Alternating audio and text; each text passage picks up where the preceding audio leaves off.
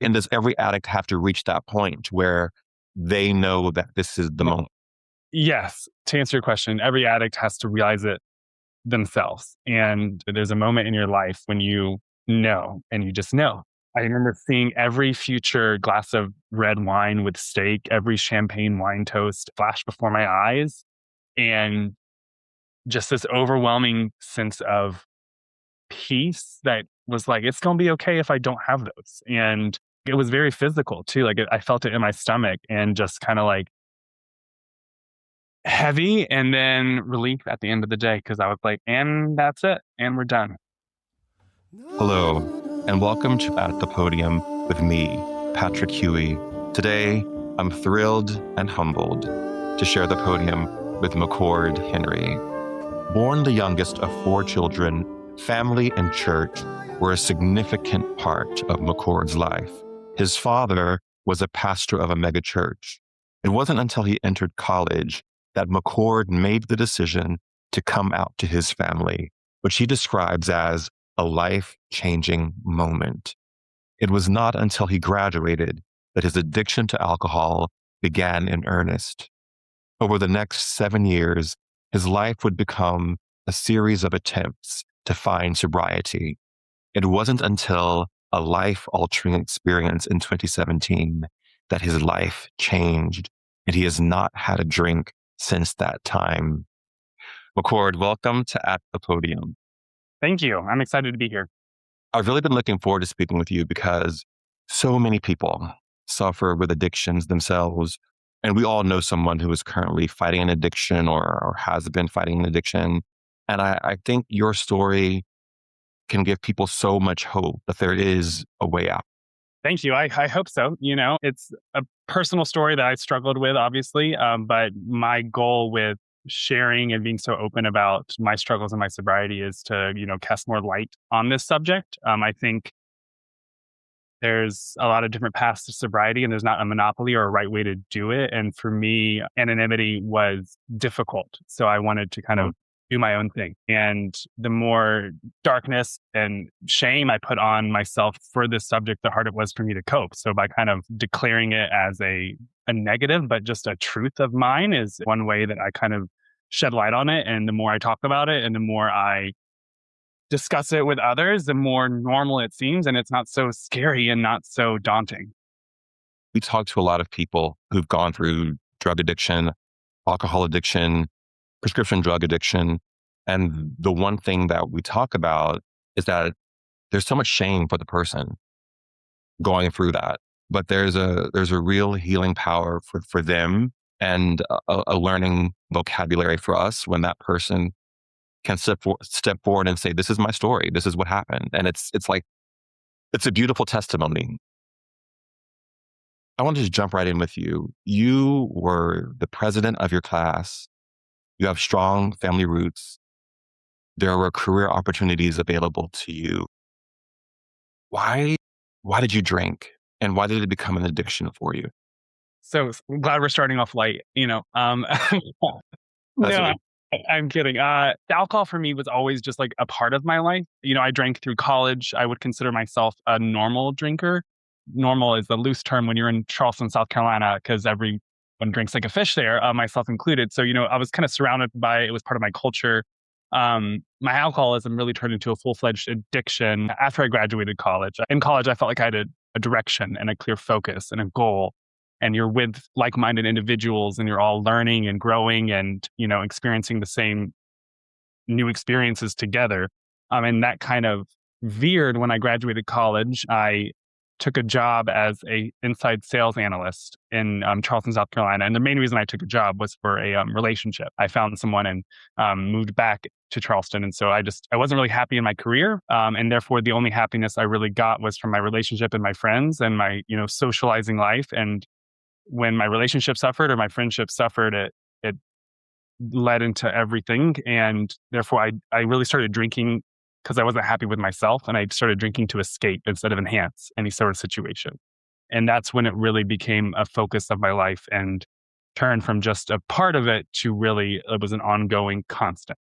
What did it give you when you drank? Escape. It gave me a sense of numbing. It kept the demons at bay. A lot of people drink to make themselves outgoing or, social lubricants or, whatever you want to say. I really just drank because I wasn't happy with myself. I moved to Los Angeles to kind of put a band-aid on the situation. I wasn't happy. I thought, chasing a dream of working in film and casting would solve the trick. So I moved to LA and pursued a career in film casting. And, when you have a pretty intense drinking problem in Charleston, maybe don't move to Los Angeles and become a bartender. Was not a great life decision, but I ended up cashing out my 401k, running myself into a stupor. And my drinking went from, I was kind of functioning in Charleston to every day was, waking up to drink. And I really drank because I was depressed, not happy with myself, and because I couldn't stop drinking. And it just became my life. As you're going through this really serious problem, where were your close friends? Where were your family? How were they dealing with this with you? So my family and my friends were where I had kept them, which was at bay. I moved to Los Angeles to pursue a dream, but I also fled my current situation and my family and my support system to do that. They reached out. They were trying to be there. My brother came and visited me. I was living with, another brother's friends, but, I told them everything was fine. And that's kind of a recurring theme that circled the first time, or came up the first time I got drunk, and then the second time as well. I was out west, far away, and just detached emotionally and physically. And it was kind of easy to keep them in the dark. I was super busy with work or whatever reason. And, they tried to reach out and to help and, intervene. I've had interventions. I went to a family wedding in Atlanta, and that's when they really realized that there was a severe problem. Knowing that they were there was always comforting, but I didn't want them to know me as I was, because I wasn't happy with who I was. Why weren't you happy? Because I was embarrassed. I couldn't, it was so, Patrick, it was, I'm looking back on everything now, I wouldn't change anything. I think everything happens for a reason, but my addiction was so severe that there was no question as to whether or not I could handle alcohol. I see a lot of people in my industry and in New York and Baltimore, kind of everywhere, that can handle and kind of walk the line of, maybe I'm drinking too much, but maybe I'm not. From my experience, there was just no question. Like, if you saw me, I couldn't hold a tray steady enough and like serve a martini glass as a server, because my hands were just shaking so bad. So in a lot of ways, I'm really grateful that it was that severe, just because the choice was made for me. It was either, I had two options: either get sober or die or go to jail. Three options, I guess.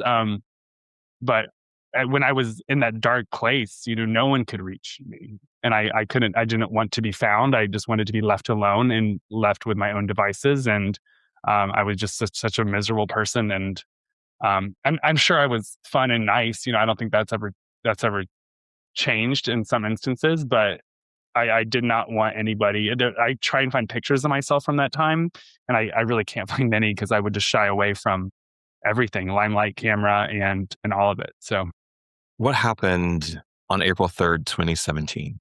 that whole month of April, or March into April, was just kind of a slow, or actually pretty quick decline, if you will. I had moved, long story short, that was the second time I got sober, because the first time I got sober was in LA, and I went to intervention, went to a sober living house, and we can talk about that a little bit later. But March 3rd, 2017, I woke up, and I had, a week earlier, had gotten written up at work, for falling asleep on the job, for being drunk. And there was documentation and footage of me in the office, just like sprata on the floor. My boss sat me down. My boss actually at the time was 17 years sober. And so he knew what was going on with me, and he sat me down, had a write up, and was like, "McCord, what's going on? Like, what is going on?" And I was like, "John, I'm just not doing too well right now." And I always blamed, there's always something to blame. There's someone, some instance, some reason that you can come up with, for the way that I was. It was never my fault. And I was like, John, I'm not doing well, and he asked me if I wanted to see the photo of me on the floor. And I was like, no, I do not. I had the next day off and I drank the whole day, and I woke up the next morning. That was like a week before April 3rd, and called in and quit my job. I just quit. I don't really remember anything from that week after that. I know that the HR department had called and reached me, or to try to reach me, and they got me a hold of me, and I was like, I'm fine. And then they kind of went away the next day. And then the rest of that week, I really don't remember anything. I do remember delirium tremors, which is like a very severe hallucination if you're withdrawing from alcohol, because that will kind of stay with you. But essentially, I woke up. I think I attended an AA meeting drunk as well. And I woke up on April 3rd and I just was done. Uh, yeah, I was done. I called my brother, Thomas, who lives in Maryland. And I remember being outside smoking a cigarette and just like not being able to hold the phone still and just being like, I don't know what to do. And he was like, go to the hospital. So I went to the ER. I ordered an Uber, walked in and just said, I'm suffering from alcohol withdrawals. And they had this really amazing, actually, facility in Santa Barbara. That's where I was living at the time. And went upstairs and successfully detoxed. And 5 days later, on April 9th, I walked out of the hospital and I haven't touched it since.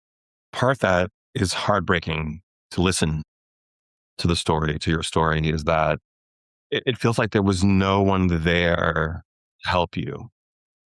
And that's the part I think that struck me when I was reading the information you sent me, is that it felt like this journey, and maybe this is the journey of addiction, is a very lonely journey until you can find your way through it. Is that accurate? Accurate physically. Yeah, I definitely, in Santa Barbara, I had no support system. I had moved from Seattle and I had good friends there, still have good friends from Seattle. My old roommate actually was just in town this week, and it's so like seeing her and see me now is just like such a great excitement. She like kind of got emotional. But to answer your question, like, no, there was no one physically in Santa Barbara, but you say heartbreaking, and I am so thankful for that reason. Because I don't know if it would have gotten as bad as it would have been if I had support system there. If I had the reason it got so bad was because I was alone, and I put myself in that situation. I knew moving to Santa Barbara and taking this job from Seattle, where I had friends and people that I loved, and after I had moved, as far away from my family as I could, go. I did all those things on purpose because I was pushing them away, and so I'm so grateful that I did that, because I don't think it would have ever gotten as bad as I needed it to be. Like, I needed it to get that bad in order to wake up. I woke up in Santa Barbara. I hadn't even installed I slept on like a twin mattress on the ground, and woke up that morning. There was empty bottles, all like, I'm very OCD and organized. Like, everything has a home now. And looking back on that room, that dark room with like vomit in the corner and like bottles everywhere. It's just like, I don't think I would have woken up had I not been that bad, And so it's looking back on it and reliving it and going back there, which I every April 3rd is my sober birthday. So that like whole like 2 weeks beforehand is a very just kind of like, not dark, but just reflective time of my life every year, just because I kind of go back there mentally kind of every day and think about it. And I've had a lot of time to process it, and I'm so grateful that I was isolated and alone, because I think I always would have had someone to kind of help me up and kind of get through, and I would not have ever gotten as bad as I needed it to be. And who is your support now? Who do you have when the hard times come up? When it's not so great and bright, who supports you now? My family is the first one people I call. My mom and I are super close. My brother Thomas, Ashley, honestly, my whole family's great. We've been through a lot. We've done a lot of changes. And then I have a great support system and my friends as well. They've seen me on ups and downs, and they've stuck by me the whole way. And so I feel very supported across the board. And even when I was out there, I think the most important thing, the most best advice I could ever give anybody with who has family members or, someone who's struggling with addiction is just to love, you know. If you love that person, that's all you can really do. If you yell at them or tell them to get sober or tell them to stop drinking, that happened to me, and all it made me want to do is drink more and kind of, shy away from that person and to run away. But the way to get through and support someone is just being there. And um knowing that I had those people in my life that I could count on is um is what made me get better.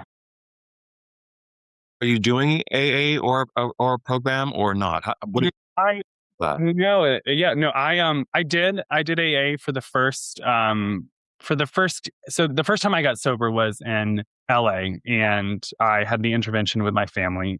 Came back east for a wedding, and I did had the intervention, went to a rehab facility in Maryland years before I actually lived in Maryland. And it was an experience. And then I went to a sober living house, which was a different experience. Um, and the first time I got sober was not for me. It was for my family. And because I was out of money, I had no jobs, and they essentially, supported me through that.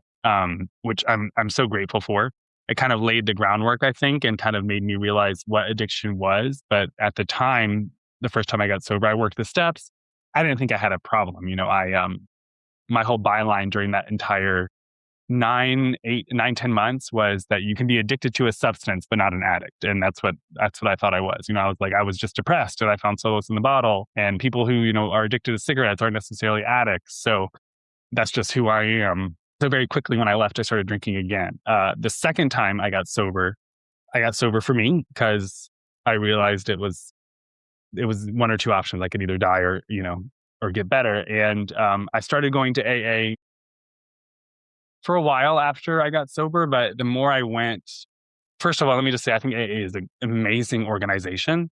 And people ask me I'm very vocal on social media, as you know, about my sobriety. And people always ask me, like, not always, but I have people ask me who are, seeking help. How do I get sober? How would you make a change in your life? And I always direct them to AA. I think the structure is brilliant. It's about giving back, working towards the community, and helping others, and you learn about yourself. It's reflective, and I think the structure is really brilliant for those people who are trying to put one foot in front of the other and just trying to get back on their feet. For me personally, I don't like to think of myself as living in recovery. I do think that like I said earlier, there's not a monopoly on addiction, and there's a lot of different paths out there, and this is one that just works for me. And for me, I don't have to think about alcohol anymore on a day-to-day basis, which I'm very grateful for, and I'm very cognizant of the fact that that could change at any point. But at this time in my life, um, I don't have to do that, and I don't want to live in that reflective, dark kind of recovery state. I was broken, I was a mess, and I recovered from it, and I moved on. Same way, you break a bone and you heal and you can move on. And again, like I said, I'm aware of the fact that that could change, but for now, that's my truth, and that's kind of why I started this whole Living Recovered campaign, because for me, that's my truth, and that it's what works for me.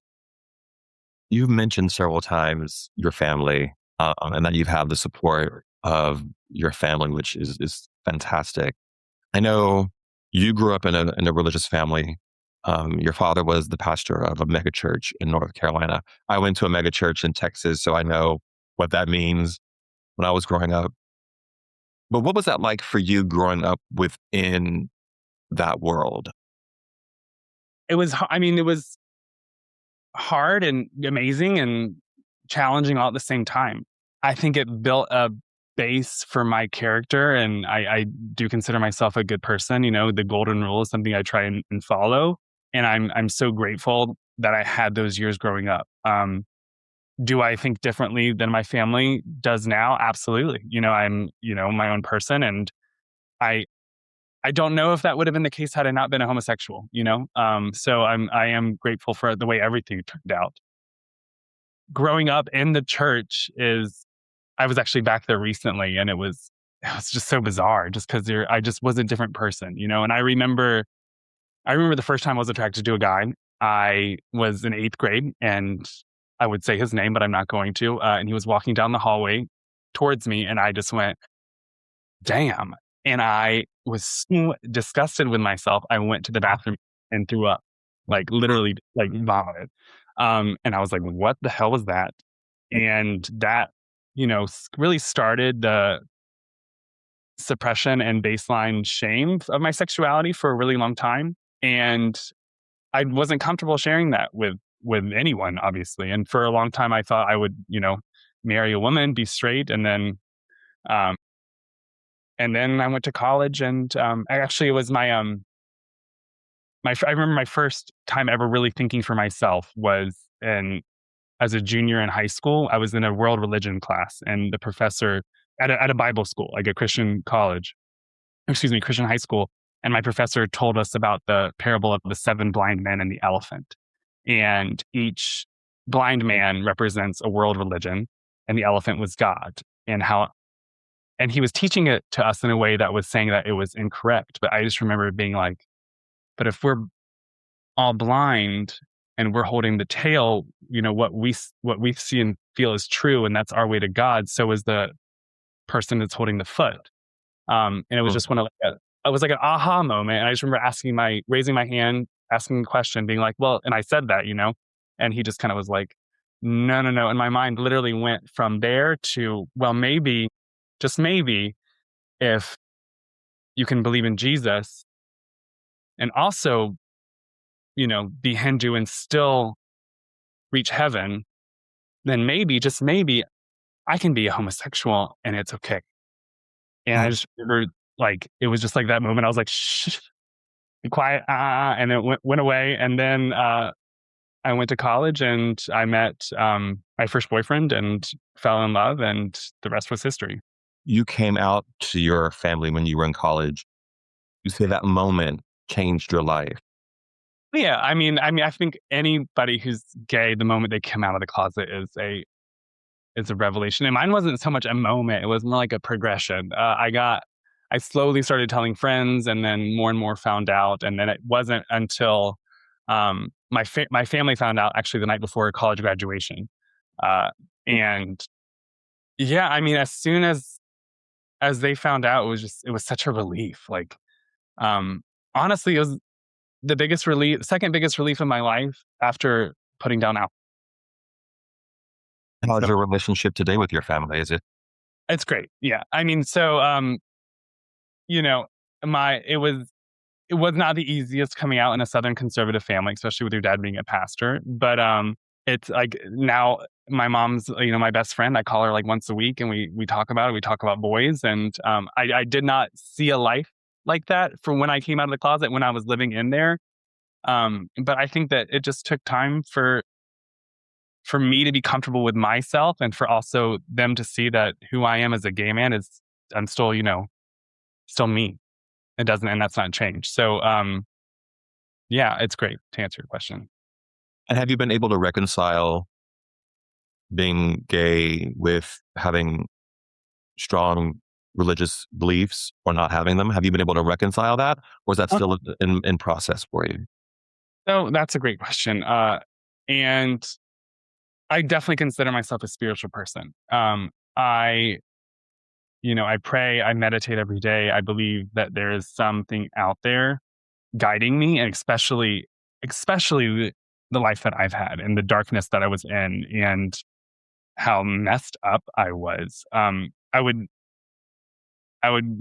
don't think it's all by chance. So I definitely consider myself a spiritual person. And um, I don't like to define that by saying, because I believe this is what's going to happen. And I just choose to believe that if I put more good out there, then I'll be okay. I think it's a tough moment in the church right now Yeah. of all the religions trying to reconcile, particularly homosexuality with doctrine, which Hmm. can seemingly be in conflict. I think the church and religion are trying to find their way through that. It doesn't seem like there's a clear path yet, but I feel like there's a way that it feels like there's a struggle happening, and there's a dialogue happening around this issue in particular. I think from what I I see and hear and experience. I agree, and I hope. they figure it out. But for now, I'm just content and happy living my life. You said in your story that you went to live in a sober house in Dallas, and you said that it was a nice break, but that Mhm. you had to leave because it turned out that it was actually a conversion therapy Yeah. house. How did So that enter your life, and sorry, talk go to ahead. me about that? So conversion therapy, I wouldn't say it was a conversion therapy house. I I was looking for a place in rehab to go after, my 28 days were up. And there were a couple different options that my family had sent me.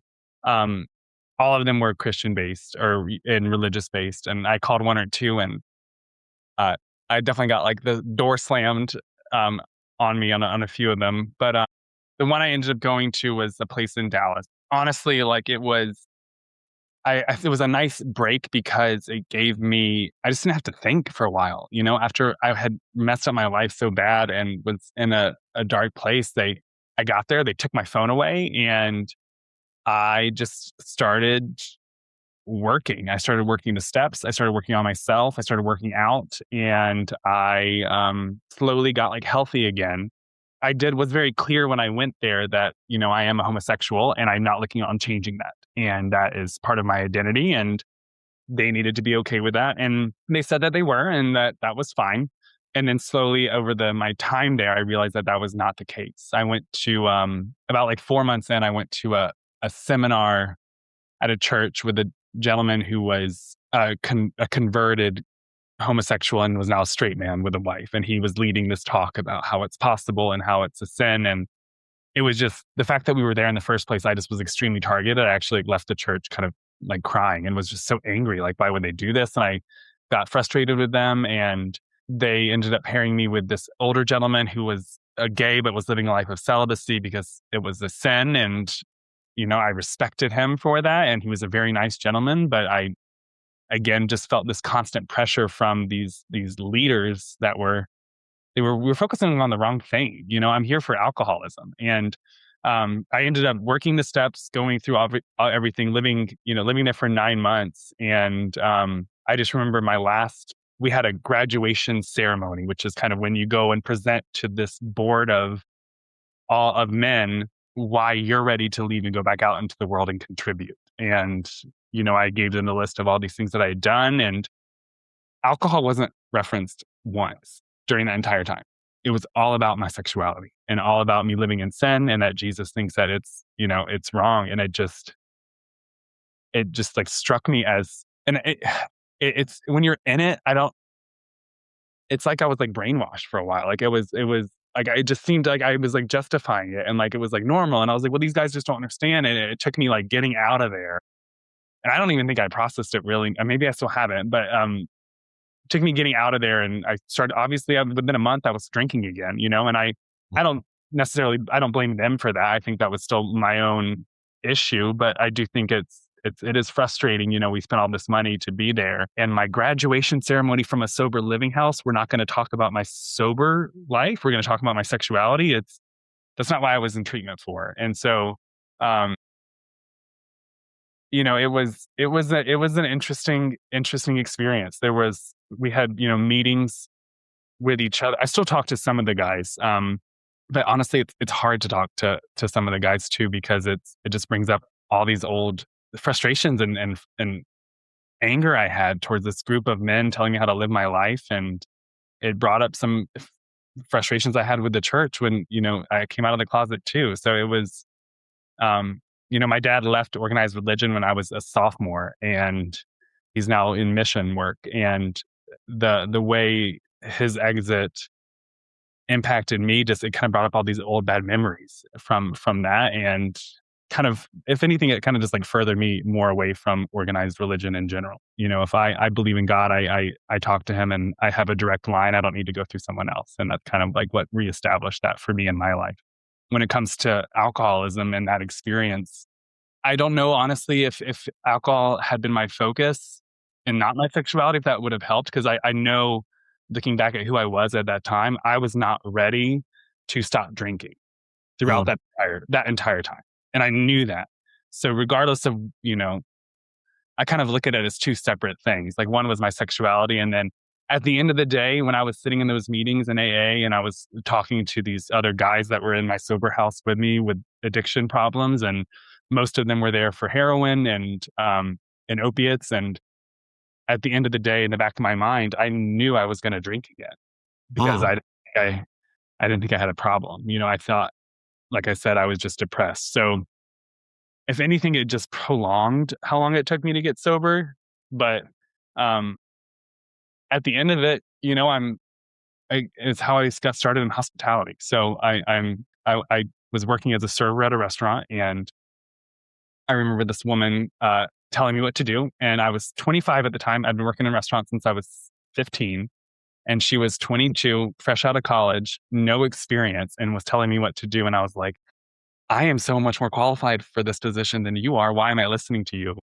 And I went up for a promotion that day and got it. And it all coordinated with the end of my stint in the sober living house. And went up for a promotion, and they offered me two promotions. One was to stay in Dallas, Texas, where I was, and the other one was to go to Seattle, Washington.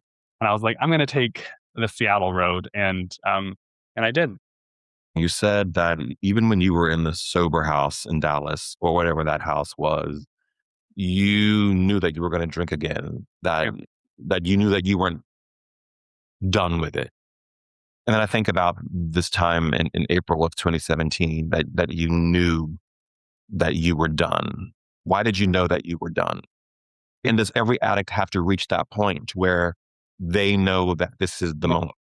Yes. To answer your question, every addict has to realize it themselves. And I don't know what specifically changed. I just remember waking up, and I really had no options either. I had quit my job. I had pennies left, and I was forced into this corner,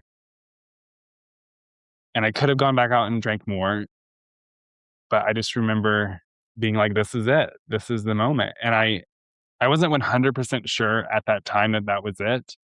I actually went home, or I moved. It was not home then, but it went to Baltimore. My brother, who I had spoken to, I talked to him a few days later, and he was like, come live with me. You can stay in my basement.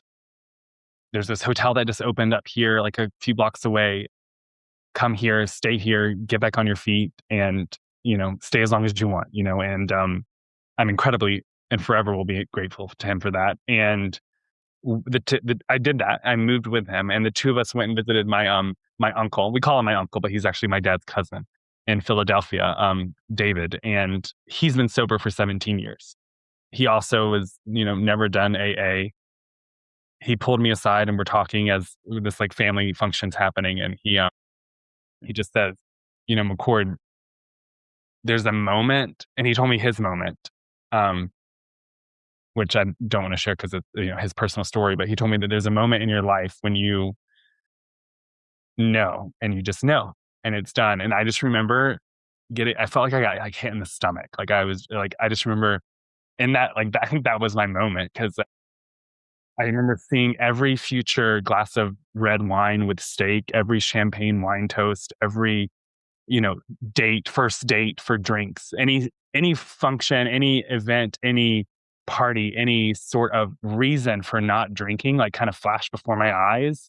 And just this overwhelming sense of peace that was like, it's going to be okay if I don't have those. And um, it was, it was very, I like, it was very physical too. Like I felt it in my stomach, and just kind of like heavy, and then relief at the end of the day. Cause I was like, and that's it. And we're done.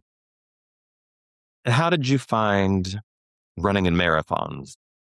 So April 3rd, 2017 is my sobriety date. April 3rd, 2017 was alcohol. The next year I decided to give up smoking cigarettes. So I smoked a lot of cigarettes that first year of sobriety. And I was like, I'm going to let myself have this. And I gave myself 1 year. And the next day I put it down and I started working out. So I started working out I switched one addiction for the other.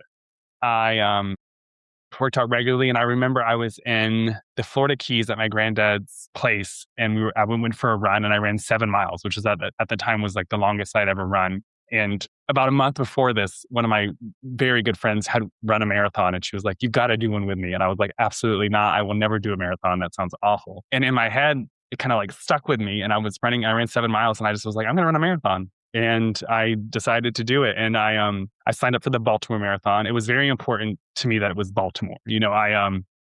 Had there's the big six, Tokyo, Berlin, London, Chicago, Boston, and New York, that everyone was like, run one of those, you have to do it, or do XYZ. Baltimore was kind of where I established myself as the person that I'm becoming. I don't think I'm there yet, but and I wanted to do it there and give back in some capacity to the city that I was at. So in that moment, I decided to run. And Baltimore is not a major marathon, so you can just like sign up and go for it. But I thought it was important that I use this, and I wouldn't necessarily call running a gift, but use this as some sort of platform to kind of get the message out there that you're not alone, and that there's another option for those that are struggling. And so I ran the Baltimore Marathon in 2019, and then I just finished the New York Marathon about 2 weeks ago, and I did currently raised about 11,000. So the first one was for a rehab center in Baltimore, which is like a halfway house. It's called Penn North Recovery, and it's a great organization. And then I ran most recently the New York Marathon with the Partnership to End Addiction, and they're all about helping families who are struggling with addiction. And do you run under your organization, Living Recovered? Is that the So run under? Or? Living Recovered is not an organization yet. My best friend Caroline has been trying to get me to turn it into one, and she will, laugh at me for not doing it. But I do have the websites, Caroline, so that's good. But it's not an organization yet. But it's just something that I that made sense to me. One of my first posts, I talked about how the reason I'm very vocal and I don't want to talk about this is because I don't feel like I am living in recovered. I am recovered and I am living. And that's kind of where living recovered came from, is because I don't think it has to be a negative. And people ask me, how sad was it? How dark was it? How lonely was it? And I'm so like, I look back on it and I'm just so grateful that it was that bad. And I don't look at addiction as the negative in my life at all. It was for a very long time, but I look at it in a way as, not to sound like cliche, but as a superpower or a gift, if you will. Like, I am hyper focused, I am intense, I am passionate, and I am dedicated, and I am very driven. And if I focus that and channel it to booze or alcohol, absolutely, it's a curse. But if I focus it and channel those traits into bettering myself, running, working out,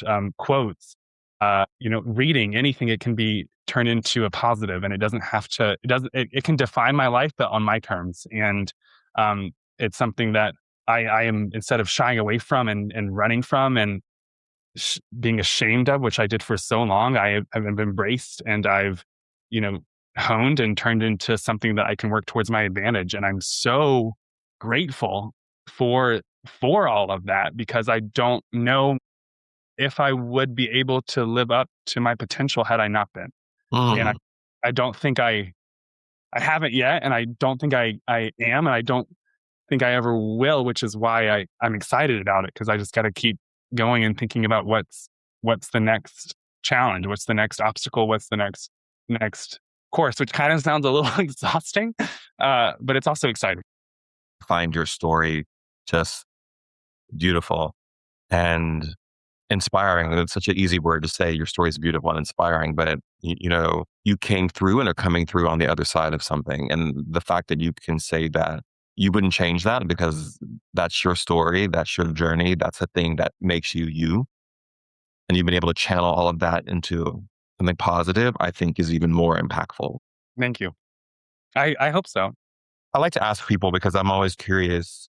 You've had so many different inflection points and turns within your life. What do you view as that moment, that moment when you had to take the greatest leap of faith and step out into the unknown? Into the Unknown by Idina Menzel just started playing in my head. I can do it. I've had a lot, honestly, and I mean, even from back from the first one to moving to LA on like a whim with nothing, and no real direction. So it's exciting, but I guess the most significant move into the unknown would, I mean, probably be moving to Baltimore, and I wouldn't say unknown. It was more like a shrug almost. At that point, I was so down on my life and not knowing what to do that it wasn't like a victorious return to Baltimore. It was more just like prodigal son, if you will, like coming back Mm. and almost and a lot of in a failure. But looking back, had I not done that, I wouldn't be where I am now. I'm with a great company. I just moved to New York, and that's an exciting unknown. But I think not knowing how things turned out, especially working in hospitality too. When I said I was going back into the industry after being sober for what, like I think I interviewed with this company with I was on April 19th, so it was like 15 16 days after I had gotten sober. My family was like, do not work as a server or a bartender in a restaurant, like do not do that, you are like asking for trouble. I'm very glad I did not listen to them, even though I probably should have. But for me, it was an unknown that definitely certainly benefited in the long run. Thank you so much for your time today. I'm truly grateful that you sat down with me today. I appreciate you reaching out, and always a pleasure to talk to you. And yeah, thank you for letting me be here. Absolutely. And to those of you who are watching and listening, remember, we all have a voice, so use yours wisely. Bye, everyone.